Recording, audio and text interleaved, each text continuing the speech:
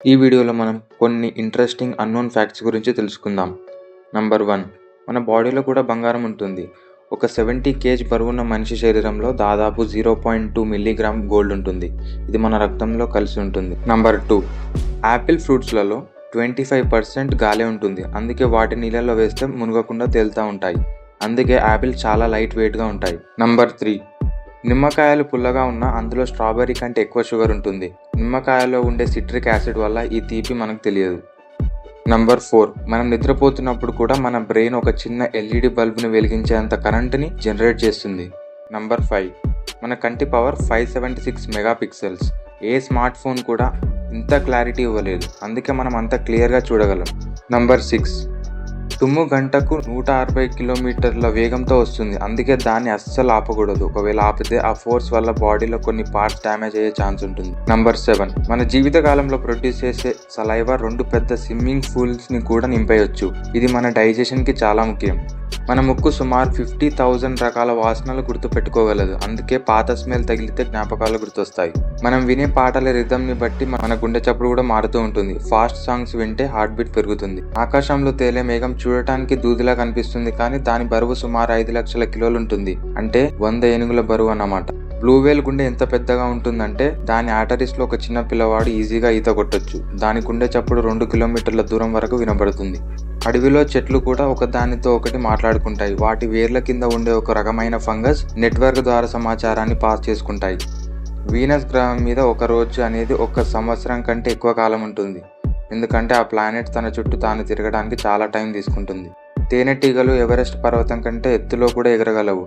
అవి సుమారు 29,000 అడుగుల ఎత్తు వరకు వెళ్లే సామర్థ్యం కలిగి ఉంటాయి. ప్లూటో గ్రహం వైశాల్యం రష్యా దేశం కంటే చాలా తక్కువగా ఉంటుంది. అందుకే దాన్ని ప్లానెట్ లిస్ట్ నుండి తీసి డ్వార్ఫ్ ప్లానెట్ అని పిలుస్తున్నారు. బొద్దింక తల లేకపోయినా వారం రోజుల పాటు బతకగలదు. అది తల లేనందుకు కాదు, కానీ నోరు లేక నీళ్లు తాగలేక చనిపోతుంది. కొన్ని రకాల తాబేలు వాటి వెనుక భాగం ద్వారా కూడా గాలి పీల్చుకుంటాయట.